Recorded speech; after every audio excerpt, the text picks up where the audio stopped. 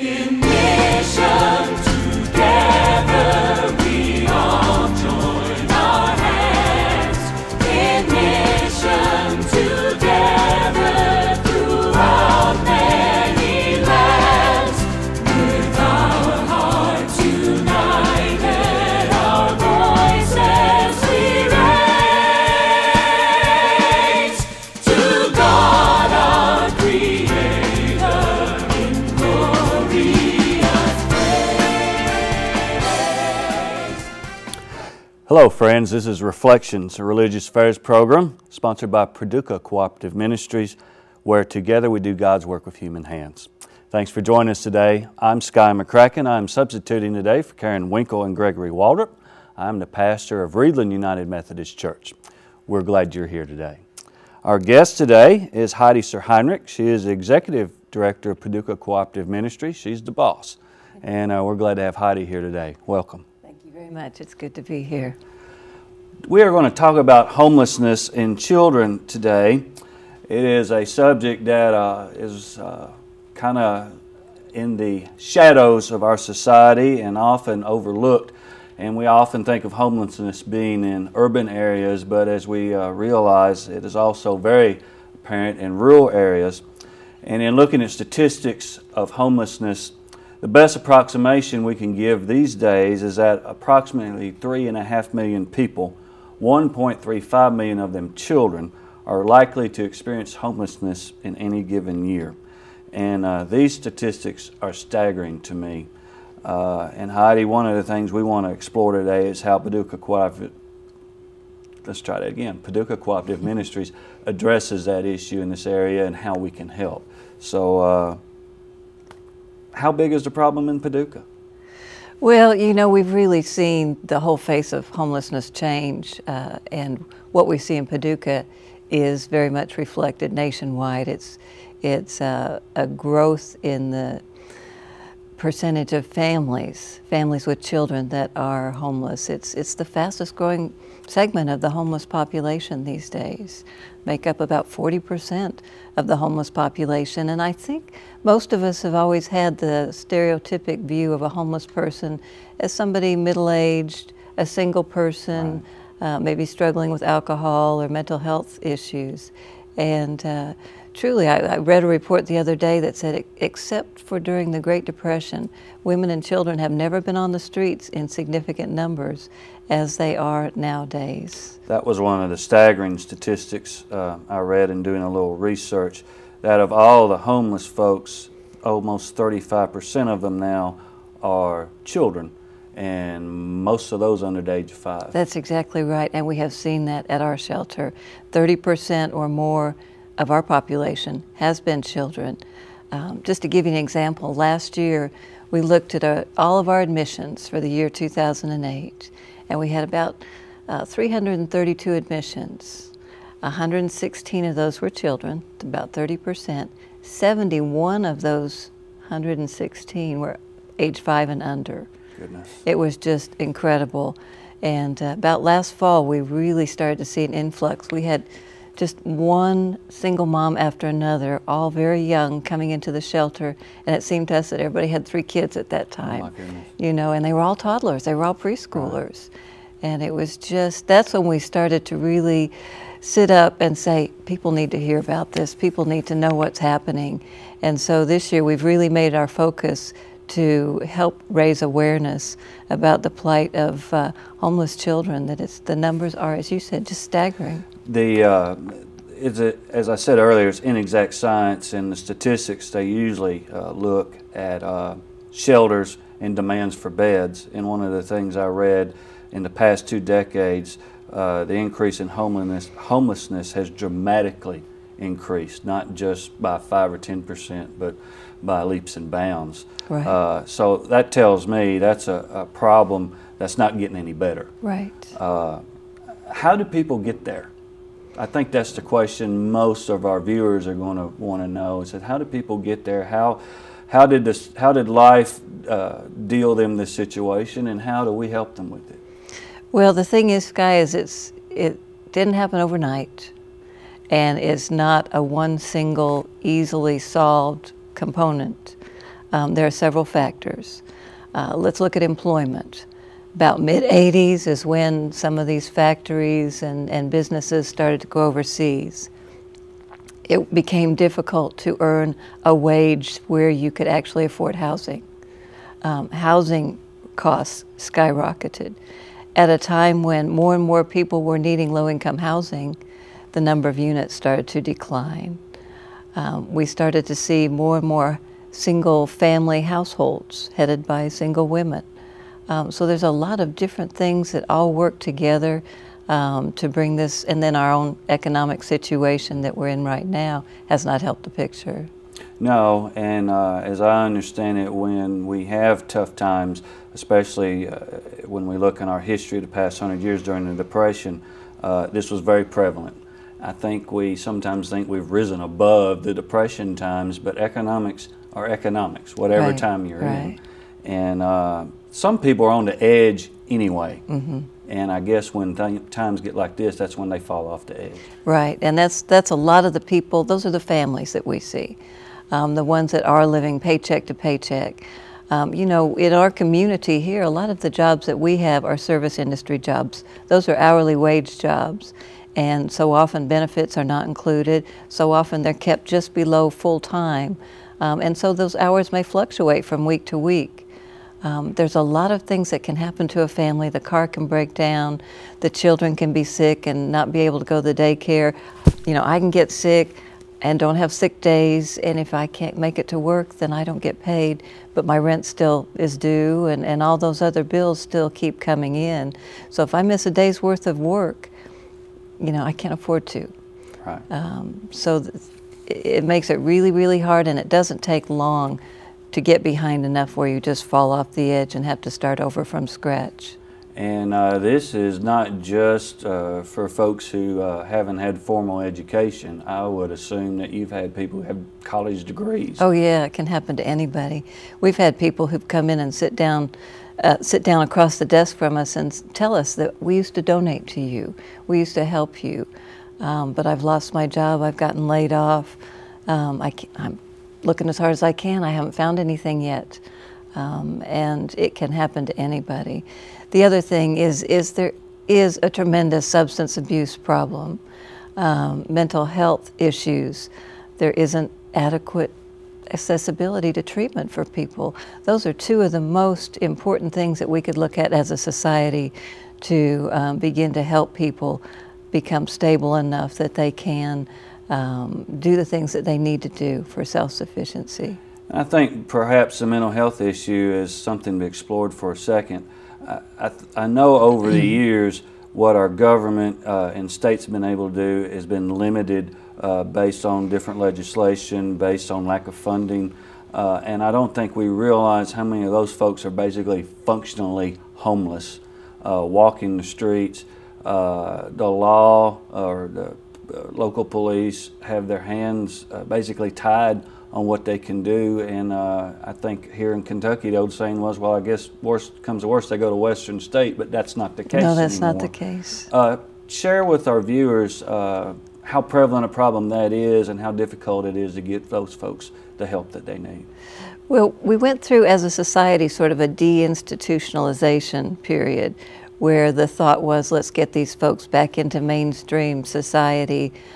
It didn't work quite so well because there are some folks that don't recognize that they are ill, don't take their medication. Sometimes they take their medication and they start feeling so much better they don't think they need it anymore. They're very, very unstable, and they really need a structured environment in which to live. If they can't find it, they are roaming the streets. They're going from place to place to place.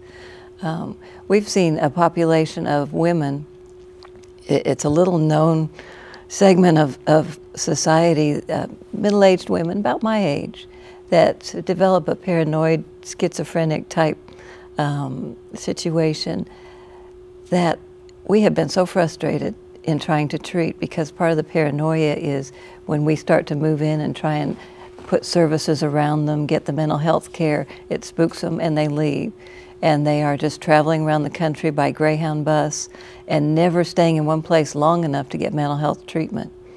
And we've seen that time and time again. It's been very frustrating. We do have access to some mental health care through the Paducah Cooperative Ministry. We've worked really hard to get counseling into our shelter and on-site so we can remove some of the barriers of transportation and appointment waiting time.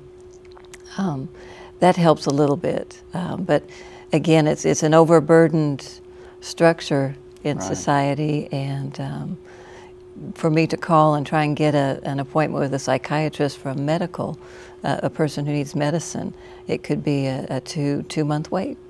Which is a very long time. It is for someone who is unstable. Right. I can put them in the shelter, but if they are unstable in that sense, we aren't going to be able to move forward towards getting them out of the homeless situation until we've addressed that. Right.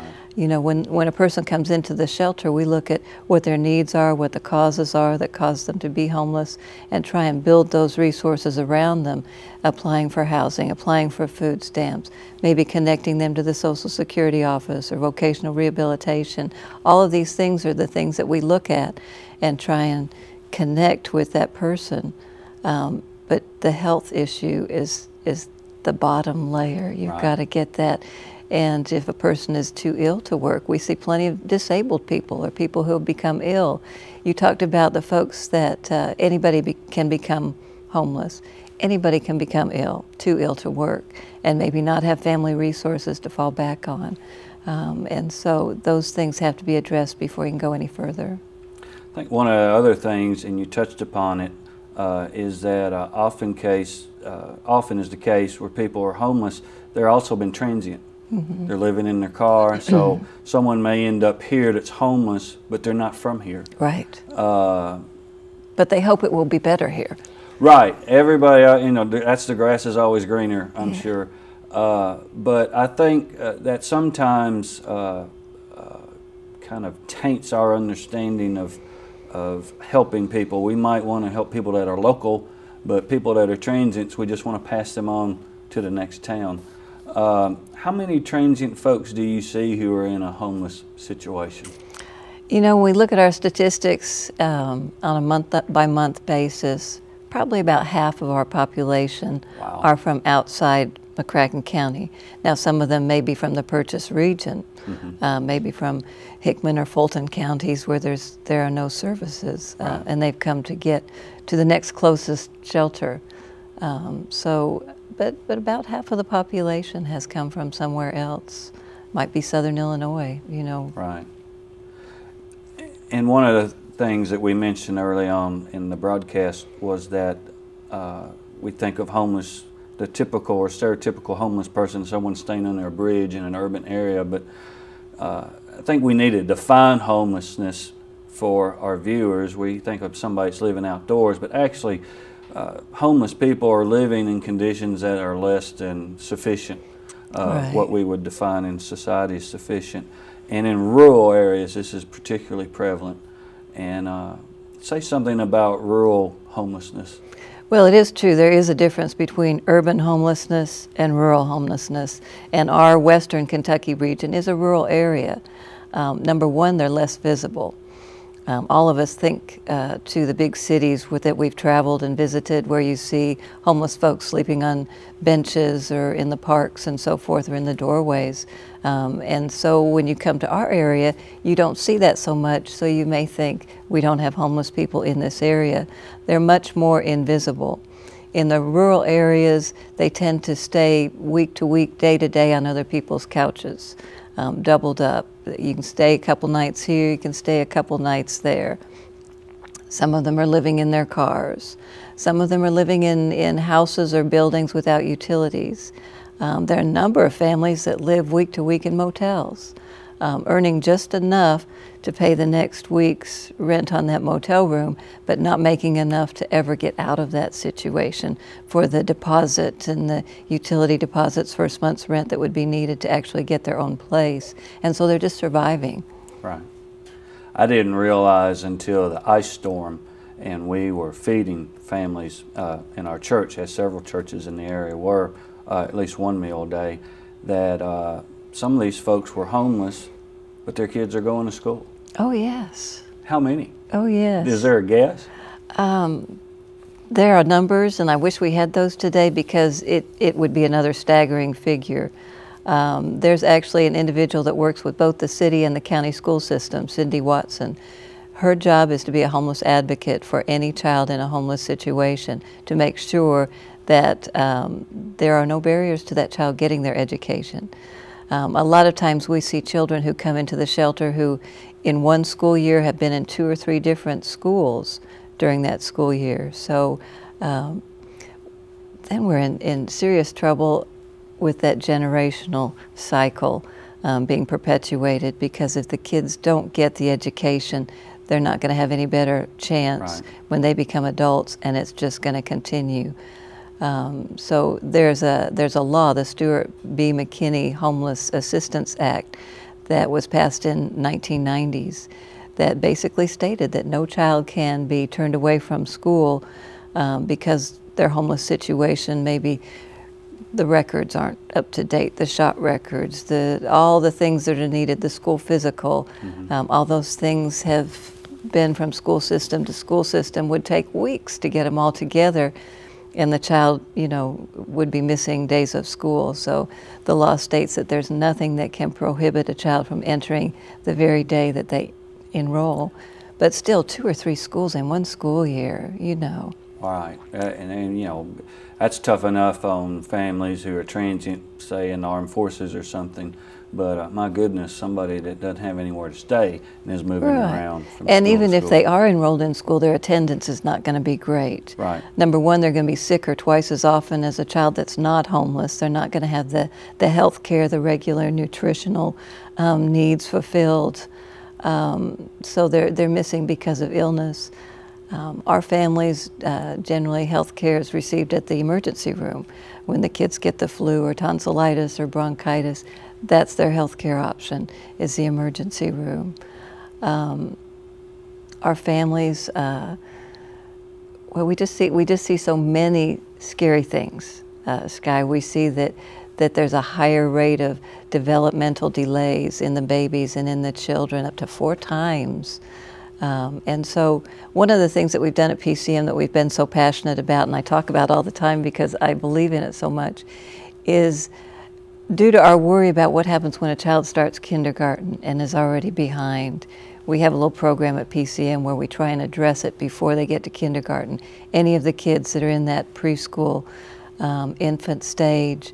And it's number one, educating the parents about the effects of homelessness and how to minimize it. There are things that they can do to make it less traumatic for their children. The second is to assess the child's development. If we've got a 2-year-old, are they on target for a 2-year-old? Are there delays in speech or gross motor skills or things like that? If so, there are interventions that could take place now. And then the third is just helping the parents know, how do you get your child ready for school? What do they need to be learning? How can you do it without any resources? You know, anything from sorting silverware to colors of socks, and you know, there's just all kinds of silly songs that you could make up to teach numbers and colors and shapes and things. So there's a lot that we can do to work with the parents before the kids get into school. And then once they get into the school system, is just really watching those kids and working with them and making sure they don't fall between the cracks. I guess that would be the double whammy we won't think about, is not just the depressed situation of not having housing, not having food, but just the depressed psychology that is around that would stifle development and, as you said, continue to cycle. So and I think most people would just be horrified to know that there are children in school who are homeless. I think they would be surprised. And sometimes when I go out and speak to groups of children, I was at St. Mary's Elementary yesterday, and I talked to them. I said, you know, there may be homeless children right here sitting among you, and they don't look any different from you. You can't tell by looking at somebody that they're homeless. And so it's just, one of our jobs is to educate, to increase public awareness about this is happening, it's real, and there are things that we need to be paying attention to and things that we could do. You know, to go back to the school system, there's a wonderful program in the schools called the Lunch Buddy program. And it's the easiest thing anybody can do to have an impact on a child. The Family Resources Centers have lists of kids that are special needs kids that need a little bit of spotlight, a little bit of extra attention focused on them because of home life or whatever is going on in their lives. They'll set them up with a lunch buddy, a volunteer from the community that'll just come in and have lunch with them once a week and talk to them about their dreams, help them to have a dream for themselves. Talk to them about reading in school, how you doing in school, what's your best subject, and just focus interest and support on the kids. You know, everybody has to eat lunch, so why not take one lunch day and go have it with a child and make an impact and build a relationship that really could be something that changes things for that child. Another component of homelessness comes from victims of domestic violence. Right. And in some of the literature I've read, a battered woman in particular sometimes has to make has to choose between an abusive relationship or being homeless.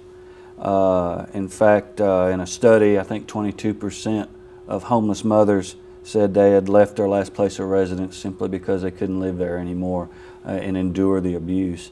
Right. How often do you see that here in Paducah?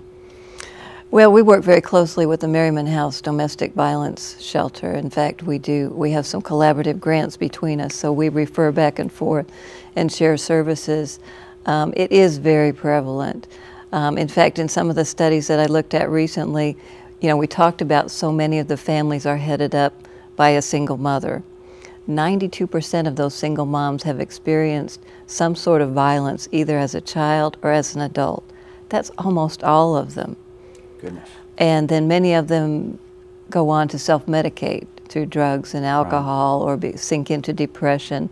They may have gone looking for love in all the wrong places, as the right, song goes, and then started a family, and so they're the ones with the very small children. And then the children are being exposed to violence at a much higher rate within the family, either violence to themselves or as a witness. Right. And so we've got to look at the emotional toll that this is taking on these children and what it's teaching them. So there really is no simple or caricatured homeless person. All of these factors make every case unique. Yeah, there's a lot of reasons. There's a lot of reasons why a person can be homeless, and usually it's several things interconnected. You know, it may be a person who grew up in an unstable home, experienced violence as a child, started a family too soon, didn't get a good job because they didn't finish high school, started on the drug and alcohol route, then got so depressed at the condition of their lives, you know, maybe getting a job at a fast food restaurant, which isn't going to be enough to support them or their children at 30 hours a week. Mm-hmm. They've got transportation issues, they have child care issues, they have health care issues. It's all intermeshed. So we as a society, we have to realize that it's not going to be a quick fix. Right. And it's not going to be, if we would just do this, everything would be better. We've got to have more low-income housing. We've got to have health care. We've got to have treatment. We've got to have good transportation. We've got to address the needs of the children. And it's all got to be done. It's a holistic picture. And we've got to increase awareness. And we've got to increase awareness. That's where it begins. It's education. What can we do here in the Paducah area to help PCM? Well, we need to be talking about it. We need to be sharing the story as we're doing right now. And then the other is to get involved. Stories will show that it's the relationships that you build that make a difference in other people's lives. If you have somebody rooting you on, cheering for you, listening to you, validating your worth as a human being, you're more likely to believe that you can succeed.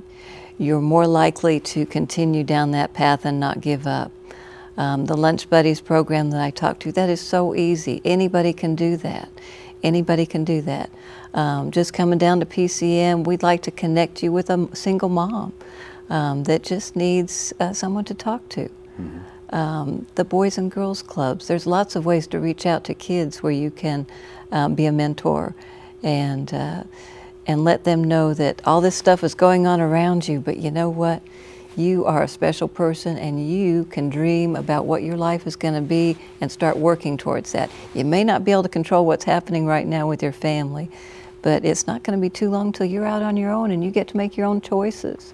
And let's start planning for that. Let's start visioning for that.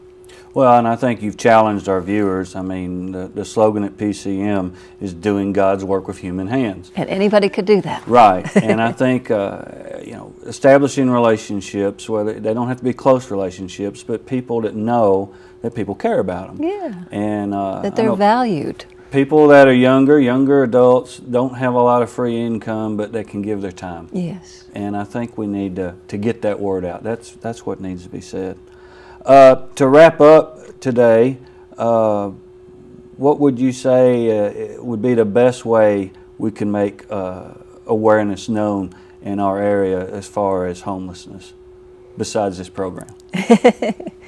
Well, I would get involved with the school systems. I would pay attention to what the city governments are doing and what kind of housing issues are there in your community. If we're talking about tearing down low-income housing, are we replacing it? Because if we're not, where are folks going to live? We want folks to be paying attention to us when we go through the fast food restaurants or the drugstore or Walmart, but we've got to think about where these people lay their heads down at night and what kind of housing they're able to afford. That's real important that we be paying attention to that. So we do need to be proactive in our communities and talk with our leaders. And looking out for everybody. Exactly. Look out for people, and that comes back. It affects our schools, it affects our economy, it affects our community, and we need to be working together. And I appreciate you sharing these aspects about homelessness and what we can do. I also think that we also need to let our viewers know that Heidi or any of the other staff at PCM would be glad to come talk to your civic group. Absolutely. Your church. I know that we have in Reidland a community Thanksgiving service every year, and you come and share with us something about what you do, and our offering goes toward that. So those are ways we can be supportive, and I hope that our viewers will take that seriously and not think of homelessness as just something that happens somewhere else, but we have it right here. Right, a financial commitment to be able to provide services. Fantastic. It all helps. Well, Heidi, thank you for being here today. Thank you. Thank you for what you do for the Paducah area, and God bless PCM. Thank you. Thank you for your support. And it's been good to have you here today with us on Reflections. We ask that you be sure to check the Paducah2.org website. That's the number 2. And for this and other programs that air. And we hope that you continue to be with us at Paducah Cooperative Ministry, where we do God's work with human hands. Shalom. In mission